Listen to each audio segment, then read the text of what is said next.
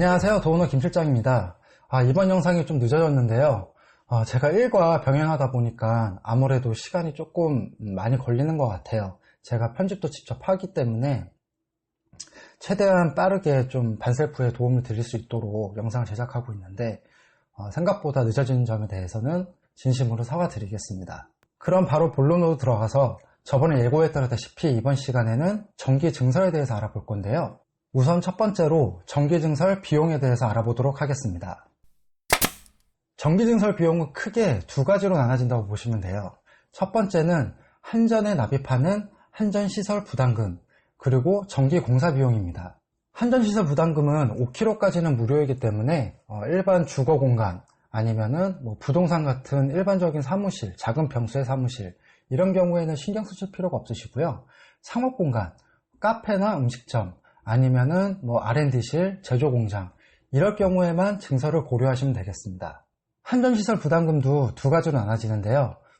금액 차이가 그렇게 크지는 않지만 그래도 기본적인 이론은 알고 계셔야 되니까 이 부분도 짚고 넘어가도록 하겠습니다. 일단 전봇대로 전선을 끌어온 곳을 가공지역이라고 생각하시면 되고요. 땅에 매립해 전선을 끌어온 지역은 지중지역이라고 합니다. 이렇게 가공지역일 경우에는 키로당 94,600원의 비용을 한전에 납입을 하셔야 되고요. 지중지역일 경우에는 키로당 107,800원이 발생합니다. 예를 들어서 5kg에서 10kg로 증설할 시에 가공지역이라면 473,000원이 발생하고요. 지중지역일 경우에는 539,000원이 발생하는 것이죠. 또한 한전에 가서 직접 이렇게 접수를 대행하는 비용으로 10만원 정도가 추가로 들어갑니다. 이렇게 한전에 납입하는 금액이 발생하고요. 두 번째로 전기공사 비용이 발생합니다. 전기공사 비용은 현장 상황에 따라서 천차만별입니다. 고층이라서 크레인이나 아니면 리프트가 필요할 경우도 있고요. 그리고 인입선과 현장의 거리와 방법, 전선의 두께와 종류, 단상으로 입선이 되어 있는지, 삼상으로 되어 있는지, 분전압 및 차단기 교체, 간선 및 접지 공사 등 너무나 많은 변수가 존재합니다. 그렇기 때문에 전기업체한테 전화로 이렇게 견적을 문의했을 때와 현장에 도착했을 때 견적 차이가 크게 날 수가 있습니다. 그래서 저는 여기서 말씀드릴 거는 기본적으로 많이 증설을 하는 그 역량과 그 상황을 가지고 말씀을 드릴 거예요. 일단은 첫 번째로 5kg에서 10kg로 증설시킨다는 그 가정하에서 말씀을 드릴 거고요. 그리고 저층인 경우, 크레인이나 아니면 리프트가 필요 없는 경우, 그리고 또한 배전환 교체는 보통 많이 하시거든요. 5kg에서 10kg로 증설하실 경우에는 이때 배전환 교체 비용까지 이렇게 세 가지 조건에서 전기 증설 비용이 얼마나 나오는지 한번 알아보도록 하겠습니다. 일단 인건비는 반장님 한 분, 그리고 기공 한 분 이렇게 해서 45만원이 발생을 할 거예요. 전선 및 자재비, 그리고 분전함, 차단기 교체가 필요하다면 60만원 정도 비용이 발생할 것입니다. 또한 여기에는 식대하고 참 비용, 그리고 유류비도 또 들어갈 테고요. 그러면 한 5만원 정도 추가로 들어갈 것이고요. 여기까지가 실제로 전기 작업에 들어가는 실공사 비용이고요. 전기 증설인 경우에는 면허가 없는 업체는 시공이 아예 불가능합니다. 면허가 없으면 안전점검을 받을 수 없기 때문에 시공이 끝난 후 안전점검을 받고 면허비로 약 30만원 정도 추가로 받습니다. 그렇다면 결국 총 비용은 가공지역일 경우 192만 3천원이 나올 거고요. 지중지역일 경우에는 203만 9천원 정도가 공사 실행비입니다. 여기서 이제 전기업체에서도 이윤을 남겨야 되잖아요.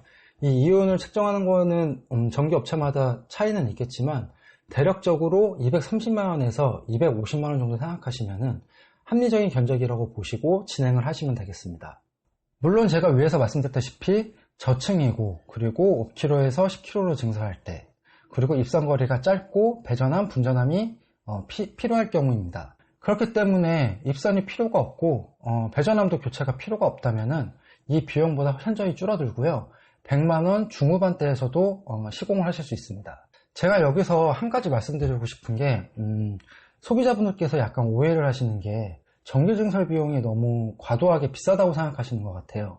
근데 그렇지가 않습니다. 전기업체가 정식으로 등록을 하려면은 일단 기본적으로 자격증이 있는 분이 세 분이 필요로 해요. 이 중에 한 분은 산업기사 이상의 자격증을 갖고 있어야 되고요. 그렇기 때문에 상시 인건비가 기본 고정비로 지출이 됩니다. 이 인건비가 만만치가 않고요. 제 개인적인 생각으로는 이 정도 비용이 발생되는 거는 너무나 당연하다고 생각을 하고, 이것보다 저렴하게 하는 방법은 불법적으로 하는 것, 그리고 또 한 가지는 법이 바뀌어가지고 좀 법이 완화돼가지고 자격증을 갖고 있는 기술자가 한 분만 필요할 때 그렇게 면허 등록할 수 있으면은, 그러면은 아마 금액이 낮아지지 않을까 싶은데, 지금으로서는 이 정도 비용이 발생하는 것을 예상을 하셔야 될 것 같습니다. 자, 이제 두 번째로 이 정기증설에 대한 팁을 알려드릴 건데요. 정기증설 팁은 다른 건 없고요. 정기증설 용량을 계산하는 방법을 알려드릴 거예요. 많은 분들이 정기증설을 어떻게, 얼마만큼 전력량을 증설해야 되는지 모르시는 분들이 많이 계시더라고요. 가장 정확한 거는 소비 전력을 직접 계산을 해보는 건데요. 각각 전기 제품의 소비 전력 곱하기 1일 사용량 곱하기 30일로 모두 더하시면은 한 달 총 전력 사용량이 나옵니다. 하나만 예를 들어서 가장 많은 전력량을 차지하는 냉난방기로 계산을 해보자면, 25평형 인버터 냉난방기 소비 전력은 3.1kW짜리 이용할 경우 영업시간을 14시간을 잡는다면은 3.1 곱하기 14 곱하기 30은 130kW가 나옵니다. 이런 식으로 카페라면 에스프레소 머신, 글라인더, 제빙기, 블렌더, 전기 온수기, 테이블 냉장고 등 각 제품들의 소비 전력량을 더하시면은 정확하게 증설할 용량이 나옵니다. 여기서 제가 참고로 말씀드리고 싶은 게 있는데, 최대 소비 전력량을 생각해야 된다는 분들이 계세요. 기기가 동시에 최대 전력량을 소모할 때가 있다라는 거죠. 하지만 이거는 이런 확률은 0.01%도 안 됩니다. 그러므로 이 최대 전력량은 제가 장단컨대 무시하셔도 좋습니다. 그런데 제가 자신있게 제 경험상 이렇게 복잡하게 계산 안 하고 쉽게 계산하는 법을 알려드리겠습니다. 말씀드렸다시피 주거 공간이나 아니면 작은 사무실 같은 경우에는 증설이 필요 없기 때문에 일반적으로 상업 공간에서 증설을 하게 되는데요. 그 중에서도 아마 카페랑 음식점, 이런 상업 공간에서 많이들 증설을 하실 거예요. 그런데 여기서 카페면 카페, 음식점이면 음식점, 이 전력량이 대동소이합니다. 물론 평수에 따라서 냉난방기가 늘어날 수도 있고 조명 개수가 늘어날 수도 있지만, 기본적으로 사용되는 전력량은 비슷해요. 일단 카페이고 냉난방기를 한 대만 사용하신다면 10kg면 아무 문제 없이 사용 가능합니다. 또한 음식점이라면 7kg라면 문제 없이 사용할 수 있고요. 여기서 추가로 생각할 것은 냉난방기 대수인데요. 냉난방기가 추가할 때마다 결국 평수도 늘어난다는 것을 의미하기 때문에 냉난방기와 기타 조명 및 제품 추가까지 고려하여 한 대당 1.5kW씩 추가한다고 계산하시면 편리합니다.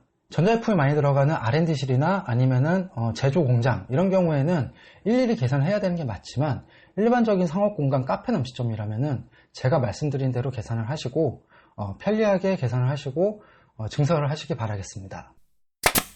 그럼 이것으로 전기공사에 대해서 다 말씀을 드렸고요. 아직도 전기공사가 하나가 더 남았어요. 그게 뭐냐면은 3차 전기공사로 나중에 내선 작업과 전기설이 끝난 다음에 조명공사가 들어와야 되거든요. 그거는 제가 지금 공정 순서대로 말씀드리고 있기 때문에 차후에 다시 한번 조명공사를 말씀드리도록 하겠습니다. 그럼 이번 영상 여기서 마치도록 하겠고요. 영상이 도움되셨다면 좋아요, 구독 부탁드리고 댓글과 공유로 많은 응원 해주시기 바라겠습니다.